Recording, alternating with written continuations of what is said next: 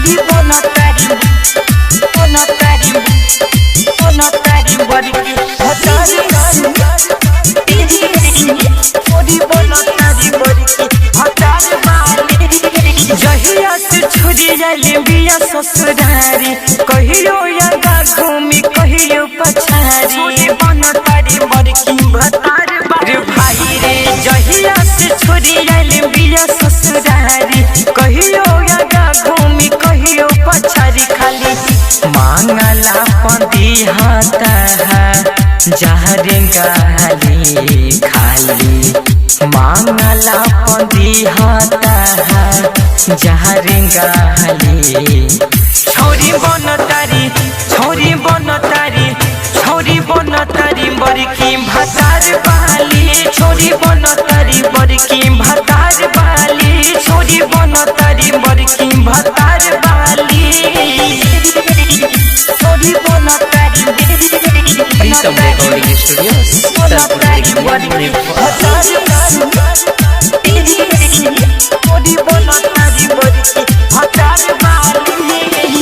लाली उठ लाली बाली जब जब करता, देखियो करा के यारवा मनवा बिगड़ता।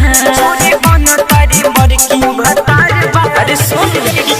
लाली उठ लाली बाली जब जब करता, देखियो करा के यारवा मनवा बिगड़ता।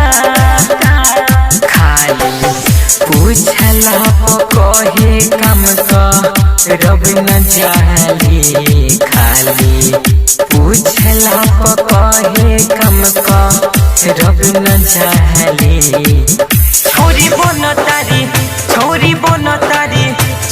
बनतारी बड़की भतार वाली। छोरी बनतारी बड़की भतार वाली। छोरी बनतारी बड़की भतार वाली। प्रीतम रिकॉर्डिंग स्टूडियो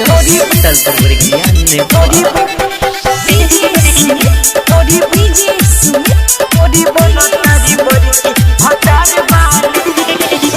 करता बड़ाई खाली अपना भतार के, कहिया भूल गई हमें तुहरा जसियार के। छोरी बनतारी बड़की भतार वाली भाई रे। करता बड़ाई खाली अपना भतार के, कहिया भूल गई हमें तुहरा जसियार के। राइटर रवि कांत मुना के हाई घर बहाली, परदेश राम सुंदर के हाई घर बहाली। छोरी बनतारी बड़की भतार वाली। छोरी बनतारी बड़की भतार वाली। छोरी बनतारी बड़की भतार वाली। जहिया से छोरी आइल बिया ससुरारी, कहियो आगा घूमी कहियो पछारी। खाली मांगला पंदी हाथा जहरे गाली खाली, मांगला पंदी हाथा जहरे गाली। छोरी बनतारी बड़की भतार वाली। छोरी बनतारी बड़की भतार वाली। छोरी बनतारी बड़की भतार वाली। प्रीतम रिकॉर्डिंग स्टूडियो तलपुर बरगनिया नेपाल।